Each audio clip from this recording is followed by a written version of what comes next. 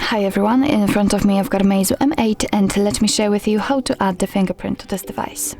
So first of all we have to enter the settings, and now let's tap on the fingerprint, face and security.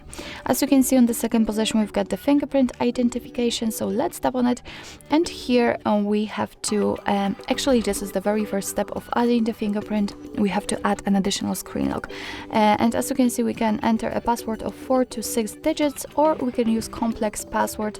Just tap on it, and here we've got 4 to 17 characters, but let me pick it a simple one. And setting additional screen lock is in order to prevent you from the situation that if for some reason the fingerprint sensor won't work, then you will still be able to unlock your device.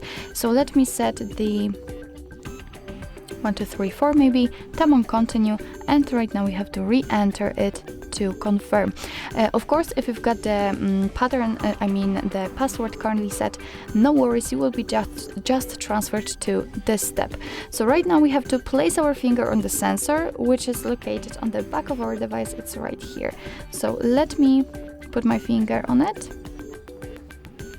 And as you can see right now we have to do it multiple times in order to add our fingerprint fully, and every time you will put the finger on the sensor you will feel the vibration, so just keep doing that. And as you can see, it was quite easy. So let's tap on OK to confirm, and here we've got the fingerprint settings. So here we can decide for what we want to use our fingerprint for. So all of those options are defaultly turned on. Of course you can turn them off if you want to. I will leave them like this, especially to unlock the screen, because I would like to show you if it actually works. And here we've got enrolled fingerprints, so just saved fingerprints, and this is the finger we just added. We can rename it, and let me do it because why not? And here we've got it. We just renamed it.